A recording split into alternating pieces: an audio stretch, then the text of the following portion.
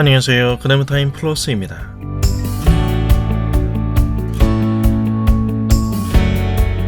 Forgive and forget 이란 말이 있습니다. 용서하고 그 일을 잊으라는 말입니다. 상대의 잘못을 용서하고 기억하지 않는 것을 말하는 것이죠. 사랑한다는 것은 상대방의 잘못을 기억하지 않는 것입니다.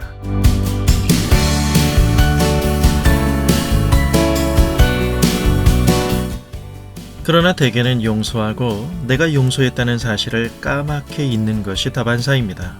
잊는 듯 하다가도 내게 거슬리는 상대방의 행동이나 말 한마디에 몇 년 전 그 일이 목에 걸린 생선가시처럼 다시 목을 깊이 찔러오는 것이 우리입니다. 그래서 다시 태클을 걸죠. 내가 당한 피해를 중요 정보로 인식하고 그 일에 대한 집요한 기억을 갖는 것이죠.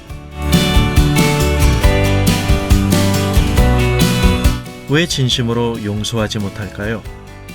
비교 상대적인 우월의 위치에서 상대를 단지 같은 인간으로서는 동정할 뿐이지 나와 같은 동등한 존재로 여기는 것에 있어서는 우리의 마음속의 우월성에 대한 세미하지만 대단히 잘못된 치명적인 느낌들이 자기 사랑 안에서 깊이 자리 잡고 있기 때문은 아닐까요?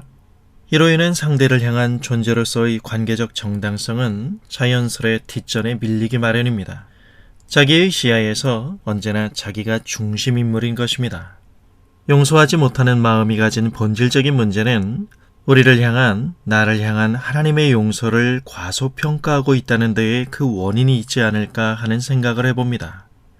우리가 어떠한 죄에서 구원받은 죄인이었는지를 알지 못하면 우리를 용서하신 하나님의 그 사랑이 얼마나 엄청난 것인지를 깨달을 수 없습니다. 예수 그리스도의 십자가는 교육용이나 전시용이 아니라 그 십자가를 통하여 우리는 우리가 이전에는 결코 느낄 수 없었던 절망감을 갖게 됩니다. 신약 성경 로마서에서 바울은 우리가 하나님의 원수였다고 말합니다. 여러분, 하나님과의 관계에서 이것보다 더 무섭고 절망적인 선언이 또 있을까요? 우리가 결코 소망이 없던 죄인이라는 사실에서 십자가를 통한 하나님의 용서의 실제적인 의미는 우리가 너무나도 쉽게 쓰고 있는 하나님의 용서라는 말, 우리가 인식하고 이해하며 경험하는 것보다 훨씬 더 큽니다.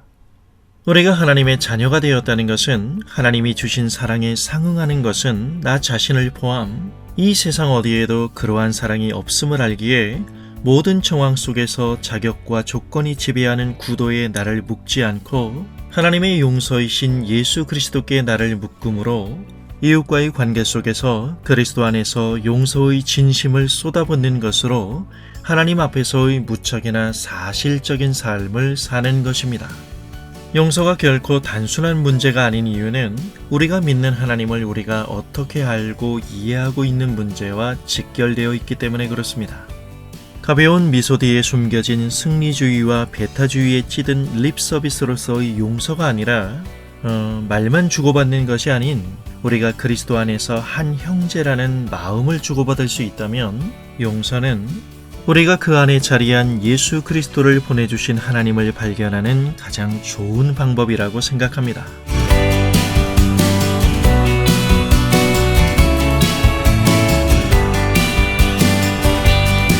오랫동안 앉아있는 것은 건강에도 좋지 않다고 하죠.